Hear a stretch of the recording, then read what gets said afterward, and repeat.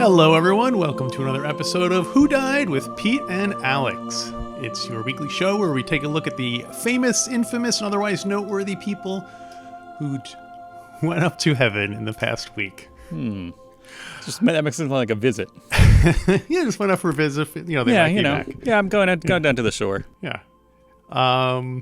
Pete, I understand we lost a wrestler this week. Yes, unfortunately, a semi-common occurrence. The wrestlers, as we may know, wrestlers tend to die relatively young. Although, not to be dismissive or disrespectful, but this is a guy who had health problems most of his adult life, and I was frankly surprised that he hadn't already passed away, because I thought I remembered a little Mandela effect that I was like, oh, all right, I thought we already lost him, but still sad to see the passing of one Eldridge Wayne Coleman Jr. That's right, everybody's favorite wrestler, Eldridge Wayne Coleman Jr. Of course, he's better known by his ring name, Superstar Billy Graham. He passed away on May 17th at the age of 79. Born in Phoenix, Arizona on June 7th, 1943, changed his ring name to Billy Graham as a tribute to the evangelist, because he was like a minister and used to do revivals. He traveled around with his family doing kind of religious revival shows, and incorporated bodybuilding and feats of strength into his sermons. But he might not be that well known to modern audiences, but certainly his effect on the business was, because in ways good and bad, he modernized helped create, let's say, helped popularize the kind of modern style of interview and promo. Like, he was very much a character, and this kind of like high energy. He even his look and his kind of in character persona on camera, very influential to immediately influenced Jesse the Body Ventura. And between Superstar Billy Graham and Jesse the Body Ventura, a lot of the people who came, like Ric Flair, Hulk Hogan, even Stone Cold Steve Austin, Triple H, a lot of the guys have parts of Billy Graham's kind of DNA in their character, in their persona, especially Hulk Hogan. Hulk Hogan Hulk Hogan is a wrestler that everybody knows, and what's kind of a shorthand, easy way to do a Hulk Hogan impersonation is you get your gravelly voice and you call people brother, and that came from Superstar Billy Graham, who mixed the word, was calling people brother in his promos, because he was coming from the religious background where everybody would call each other, brother in Christ, and so that came from that. And a lot of wrestlers have adopted that, but and even I have adopted that. I talking to my son sometimes, I'll be like, "Hey, where you going, brother?" But I'm totally low key referencing wrestling, and in such that reference comes primarily from Superstar Billy Graham. Although my personal experience with Superstar Billy Graham, I caught him basically his third time around in the WWF in the mid '80s. And he was very much kind of a broken man by that point. He had his most famous kind of era, his championship era, he looked completely different. He went away, kind of came back, tried a new thing, went away, and came back out of necessity. This is kind of unfortunately, this is a recurring theme in his life, that he goes away, kind of has a disagreement with the McMahons of some sort, goes away, has health issues or something that necessitates I need money, and he comes kind of, I don't want to say groveling back, because then again, this makes it sound disrespectful or dismissive, but he's like, oh, I need a liver transplant. Hey, do you need you got any room for a Superstar over on your show there? And lots of aspersions, lots of bad things have been said about the McMahons from time to time, but often, one thing that's often overlooked is how faithful they are to people who have done well for them. Loyalty. Sometimes there are other stories too, people who have done well for them who, die poor and alone. But I think if you come groveling back, and that could be part of it too, if you come back on your hands and knees, they will, Vince McMahon will at least try to take care of you, it seems. That being said, there should be, anyway, the whole wrestling business is a whole different thing. But yes. by the time I saw Superstar Billy Graham, he was already kind of past his prime and needed a hip transplant, which is why he was back. Wrestling. And, yeah, well, he only wrestled a couple matches, then basically became a manager for Don the Rock Morocco. So I was just like, oh, why does everybody care about this guy? He seems kind of boring and old and lame. But literally lame, unfortunately. So the turns out that a lot of his physical conditions is from just wrecking his body by nonstop bodybuilding and steroids. And he was a huge, longtime steroid user and at one point sued the WWF and the house doctor, saying they had forced him to take steroids to maintain his position in the company. But that lawsuit got thrown out because they're like, wait a minute, you used steroids for years before you were even in the WWF. And then it turns out afterwards he was like, yeah, I probably was the reason why a lot of people in the WWF did steroids. Like he was like a distributor and an encourager of the steroid use in the WWF. Zero. So, yeah. But in his early bodybuilding days, he was, known for that. He kind of brought that bulk and size to the WWF too. He was friends and training partners for a while with Arnold Schwarzenegger in the Gold's Gym days, and had a storied career, but kind of also a real kind of lot of health problems in his life going on, which is, again, not to be disrespectful, but why I was kind of surprised that he was still with us up until this past week. Yeah, I mean, if you were saying his glory days were in the 80s, that's no, his glory he was past his glory days in the 80s. So I mean, that's 40 years ago already. So, yeah, his second comeback was in the mid 80s. Yeah, where it was already. So I was like, oh, okay. It's really impressive he did last as long as he did. So. Yeah, but one of the greats, and there's an unfortunate thing where a lot of people who kind of help define what wrestling is now don't get their fair due because it was in the pre kind of national television era. Yeah, and so Superstar Billy Graham, somebody whose name I've always known and now have only grown to appreciate. Recommend everybody read the Illustrated History of Professional Wrestling, Aubrey's book. Aubrey Sitterson did a great kind of graphic novel about the history of professional wrestling. Superstar Billy Graham mentioned in that, so check it out. I'm currently reading Ringmaster, the biography of Vince McMahon. So you go, very timely. Yeah. So who is your first honoree this week, Alex? My first honoree is from the world of Star Wars. Oh. Tangentially, toy designer Mark Boudreaux passed away May 14th at the age of 68. Born February 22nd, 1955. He had a long and storied career in the toy business. 43 years he worked for Kenner and then Hasbro. Worked on all the franchises, the Batman, Jurassic Park, Marvel, Transformers, The Real Ghostbusters. The list goes on and on and on. Sure. But for our purposes, he's probably best known for his work on the Star Wars toys. In fact, he is the designer of the original iconic Millennium Falcon toy, which was the centerpiece of many nerds in the 70s and 80s collection. In fact, he designed every Millennium Falcon up until 2015. All the Kenner Millennium Falcons and Hasbro had come out. He got a job at Kenner as an intern in January of 1977. Which is probably the perfect time to start working at Kenner. Ride the lightning. Because they were about to get handed the meal ticket that would put them on the map when Lucasfilm approached them and said, hey, we want you guys to do the toys. He says they showed the toy makers the trailer for the film, and they were all agog that they couldn't believe that they were going to get to do all these cool toys and ships and so on. So I can imagine, like, hey, the cereal company's going to make toys. Okay. Yeah, you probably go in with low expectations. You're like, well, it's probably just going to be a simple thing, and then they were part of the General Mills food group at that point. Right? The Kenner was like, it was a spinoff, so it was like, all right, the cereal people are going to make some toys, and they're doing a couple of things. All right, I'll go. Oh, it could be a goof. I'll apply. I guess they don't include toys with cereal anymore, right? It's generally not a thing that the things that not actually in the box for some. I think because they do, like, you can do a thing where you go online and you can get things, and I don't know. Yeah, send in coupons and stuff.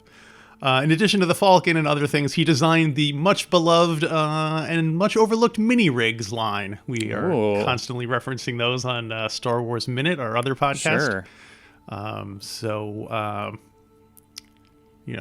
Pour out a fill up your Millennium Falcon with beer and pour some out. No, I that's funny because when I saw that, I thought of you because I'm like, well, how much of your life has been devoted to trying to figure out the kind of inner workings of the Millennium Falcon, and largely because of this guy, he created that kind of cartography that led you to be like, wait a minute, how does that connect to this? And which something you've been thinking about that for 50 years, Oh my gosh, so, put it almost. that way. But yes, 45.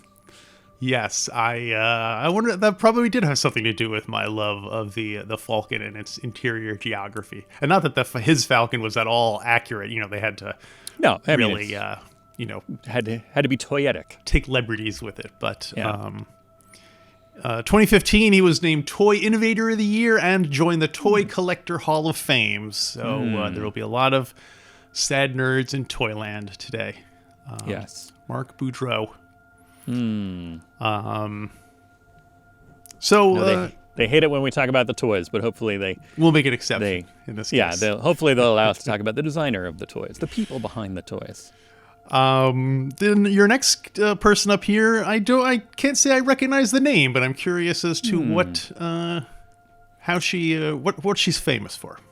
Well, yeah, we wanted to mark the passing of Marlene Clark, who kind of lived, many of you know that we like to kind of shine a light on some of the working actors from history, some of the, the people who are in a lot of things but maybe don't have the name recognition. We spent a lot of time talking about that on Star Wars Minute, the actors who are, maybe in a minor role there and the other things that they did. And so Marlene Clark passed away on May 18th, age 73. She was an American actress, animator, and fashion model.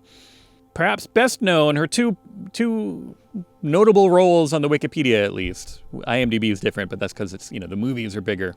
Her role is smaller. But her two most memorable roles to most people, she played Ganja, the titular Ganja, in the movie Ganja and Hess, the 1973 movie Ganja and Hess.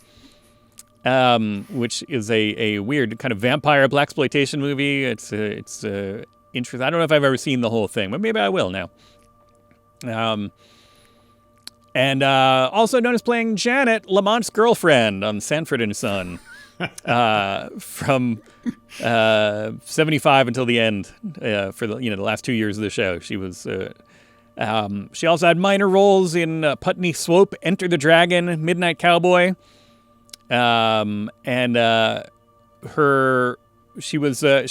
played a agent who was a kind of conspirator, an assistant, let's say, in the 1972 film Slaughter with Jim Brown, and we'll get to that in a second.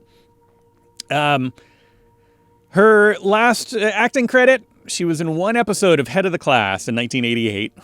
And that's kind of an odd cap. I love seeing what somebody's last work usually is, unless they go out in a blaze of glory. It's usually something interesting to watch somebody's kind of career wind down. A ton of TV stuff in the 70s and 80s, and kind of small film roles, and the kind of actor who I love. And Star Wars Minute related, we already mentioned the show once. Let's mention it again. In 1968, Marlene Clark married one Billy D. Williams. Oh. And they were married about 3 years. They officially divorced in 71. But look her up if you want to. I feel like this week maybe I'm going to watch Ganja and Hess. So, well, you play with your Falcon. Yeah, exactly. Proper tribute. And I'm going to call everybody brother. Well, maybe while you're doing that, you can listen to some music by The Smiths, the alternative pop band of the 1980s, because bassist Andy Rourke passed away this week at the age of 59 on May 19th of this year. He was born on January 17th, 1964. And yes, he was the bassist for the Smiths throughout their entire recording career, 1982 to 1987. I didn't ever realize the Smiths only had 4 albums together. And a bunch of singles as well, but considering they were a fairly popular band in their day. And I guess Morrissey has continued. The lead singer Morrissey has continued doing solo work and so on. I feel it's kind of like the Misfits. Misfits only had really, 2 full albums during their peak kind of original lineup era. But their legacy has gone on, and Danzig has gotten bigger, and so it's a similar. Yeah. Kind the of vibe. Police as well. Although I don't know, the Police only had 4 albums, but now even Sting is kind of not really as well known. You know what I mean? He's not. Well, now that he's not Fade Rautha anymore. So in addition, once the Smiths broke up in 1987, he would go on to do a bunch of gigs. He played with the Pretenders, Killing Joke, Badly Drawn Boy, Sinead O'Connor, and even some Morrissey solo work. The one kind of sad detail in the story was in 1989, he and the drummer for the Smiths sued for back royalties. And he settled out of court and got £83,000. The drummer did not settle out of court, took it to court, and he got £1 million worth of royalties. So poor Andy Rourke sold out for 8% of what his cohort got. So he took the one marshmallow now. Yes. Unfortunately, he had some unfortunate habits which he had to funnel money into, which has probably contributed to it. But people should go listen to some classic Smith songs and remember the great Andy Rourke.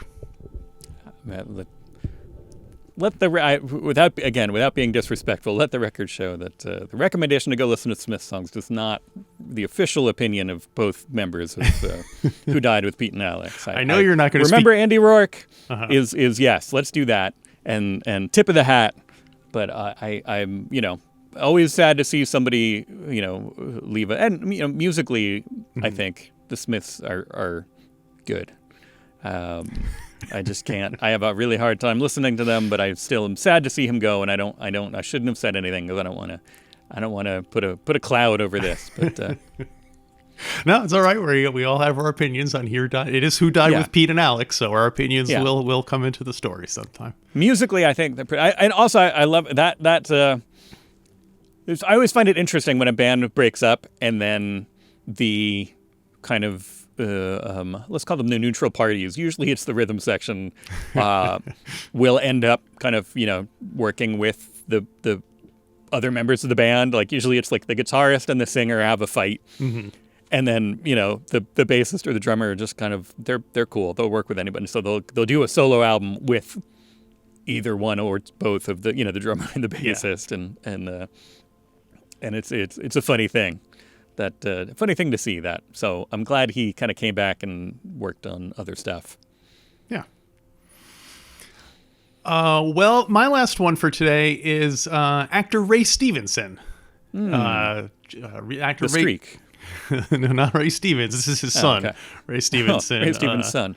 Also died fairly young at age 58. This seems very much a surprise. As of this recording, his cause of death has not been revealed yet, but he was, probably to our listeners, he's probably best known because he has a role in the new Ahsoka series. So it's not like he was a washed up guy. He was, I guess recently in Celebration, they showed a clip with him in it and so on. Was it Ahsoka or the what's the other one? The Avatar, the Algernon? What's the Acolyte? Acolyte? No. He plays the Dark Jedi Balin Skull in the Ahsoka series. I did not know that. I had to look it up.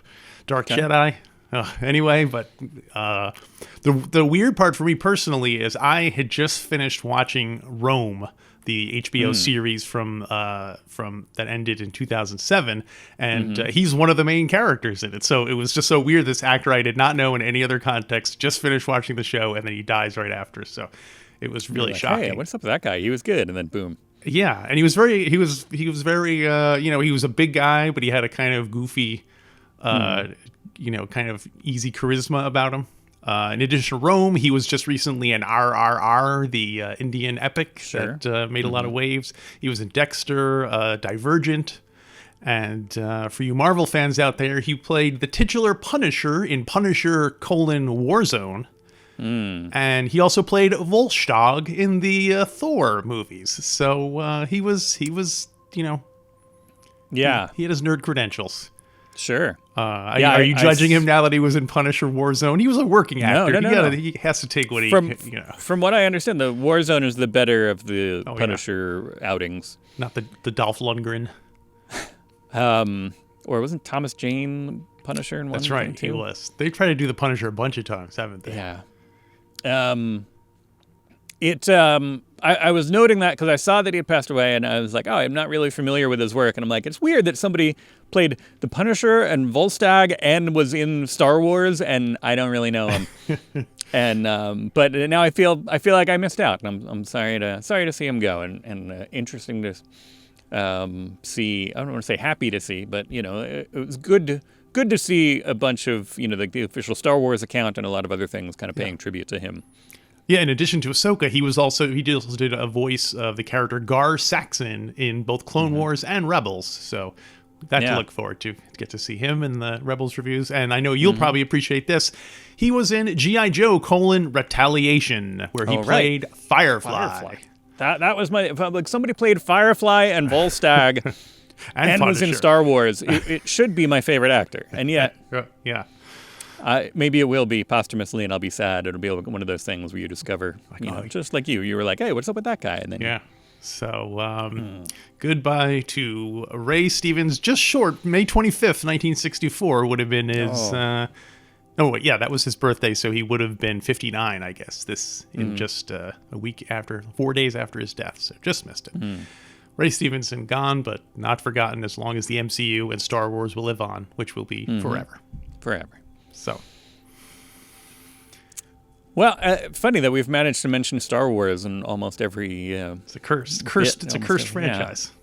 So, well, we also earlier I also mentioned Slaughter, the 1972, I believe, action film, and I remember not too long ago we talked to Joe Dater about his kind of contemporary, his peer, and when we found out that Jim Brown, Hall of Fame football player and actor and all kinds of all-around well-known guy, Jim Brown, passed away, we had to talk to a different Joe, our friend Joe Mazel from ABCDTOS and ABC Devo. He was one of the first people I thought of who would have something to say about Jim Brown. And so we got a little clip from Joe eulogizing one Jim Brown. Hey, everybody. I'm Joe Mazel. You may know me from ABCDTOS, where we talk about classic Star Trek. You also may know me, I'm going to adjust my glasses. You also may know me from Pod of Fury, a kung fu podcast that I co-host with my good pal Paul Yelovich. But today I'm not talking about kung fu, and I'm not talking about Star Trek, but I am talking about Jim Brown. Jim Brown was a legendary running back, but that doesn't matter to me because I know nothing about sports. With that said, there are many polls that judge him as the greatest running back of all time, and hey, I'm there for that. But I am a fan of his movies, and that is what I am going to talk about, because he's had a very complicated personal history, both in terms of civil rights and in terms of his relationships with various women. And I'm not comfortable talking about that, but I am comfortable talking about him as a movie star. And I love him as a movie star. And I think he kind of gets ignored as a movie star. Jim Brown starts his career basically as a supporting actor in The Dirty Dozen. I think he did something prior to that, but The Dirty Dozen is kind of his big movie, kind of introduction. And he's great in that. Robert Altrus's Dirty Dozen is also a film that I completely approve of because it basically says, no, you should kill all Nazis, not try to understand them. After The Dirty Dozen, Jim Brown appears in several films prior to the blaxploitation movement. He is in The Split, where he plays Donald Westlake's Parker, though he has a new name. And the cast of The Split is not a great movie, but The Split does have Gene Hackman, Warren Oates, Ernest Borgnine, Donald Sutherland, Diane Carroll, James Whitmore. It's absurd, the cast he has, and he is top billed. He's also in a movie called Tick, Tick, Tick, with George Kennedy, Oscar winner George Kennedy from Cool Hand Luke. And it is I guess it's fair to say, it's a kind of like in the heat of the night exploitation, but he carries himself, and we'll get to this. He is so good. He holds himself up with some of the greatest actors of the era. And we're not talking about a bad era. We're talking about the early 70s. We're talking about, again, he's hanging out with goddamn Gene Hackman. God bless him. And of course, due to the fact it was the late 60s and early 70s, he becomes a blaxploitation icon. And if you ever watch, Slaughter, you will watch it and say, like, yeah, this guy's really good. He does his job. It is such a shame that this man died, and it is such a shame that this man, as a movie star, has never been appreciated. And you can look at his career. You can look at 100 Rifles with him, Burt Reynolds, and Raquel Welch. And he does one of the first interracial love scenes in films. You can look at him in, as I said, The Split, based on Donald Westlake's The Seventh, novel. And he is the lead actor with, and forgive me for repeating myself, but with Gene Hackman, with Donald Sutherland, with Ernest Borgnine, with James Whitmore, with Diane Carroll, with other actors who I've probably forgotten about. He had a movie star magic to him. And in a period between 1967 and roughly 1975, he just delivers the goods. He had a dignity to him. And I'm a big fan of blaxploitation films. I'm a big fan of exploitation films in general. But when you watch Jim Brown, it is... to give a comparison, you have Pam Grier, and Pam Grier is a goddess. But you'll have like a Richard Roundtree. And Richard Roundtree was a great actor, and his persona was, more or less, I am confident in my abilities. You have Ron O'Neal from Superfly, and that is a sort of an anger and a intensity. You have Fred Williamson, who... how do I put this? Fred Williamson had a swagger to him. And you have Jim Brown, and Jim Brown had a dignity, a stoicism. And he shows that. And whether your film is Slaughter, and you should watch Slaughter because it's a lot of fun, or whether it is The Slams, which is a kind of a prison heist movie, he just delivers the goods all the time. And this would carry on, even in his later quasi-cameo roles. Like, if you've ever seen The Running Man with Arnold Schwarzenegger, he's great as Fireball. He does the job. He was so good. He was so intense. He was so admirable that it doesn't even matter that he was a football star. Like, he was a great screen presence. And on the fun note, because I'm not the kind of guy who just wants to praise people, on a weird fun note with Jim Brown is you have this thing with him where not he, where the producers of his films would basically try to emphasize the fact that, oh, by the way, if you didn't know who Jim Brown was, he's a big running back. He's a football star. So you have things like The Split, where the plot of the movie is that they rob a football stadium and then things go awry. You have things like Tick, Tick, Tick, in the heat of the night exploitation, but you still have scenes where he runs and tackles people. The Dirty Dozen, where, for whatever reason, he's holding a bomb as if it was a football and is running away from Nazis. There was a thing where, like, if you didn't know who this wildly famous football player is, we're going to show it to you. And God bless him for that, because he has a piece of cinema that is just, it is golden. It makes me happy. It should make everyone happy. Check out The Split.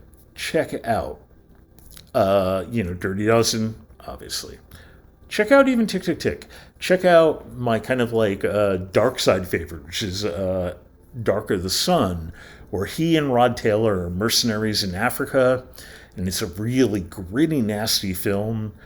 And again, he holds his own with Rod Taylor, who was a gigantic movie star in his time. It is sad that he's dead, but his legacy is beautiful. Thanks a lot. Again, I'm your buddy Joe Mazel, and you should enjoy the films of Jim Brown. And, when Fred Williamson dies, well, I'm sure we'll talk about that too. And we should also acknowledging briefly the passing of legendary TV actor Rick Dalton, who passed away this year. Beloved actor in Westerns and other shows in the 60s, so we'll miss him. And that will wrap up this week's Who Died with Pete and Alex. If you missed anyone that you think was deserving or want to call someone to our attention should they pass away, you can either leave a comment below or contact us on Twitter at WhoDiedPeteAlex. Other than that, we'll see you guys next week on Who Died with Pete and Alex. Who died?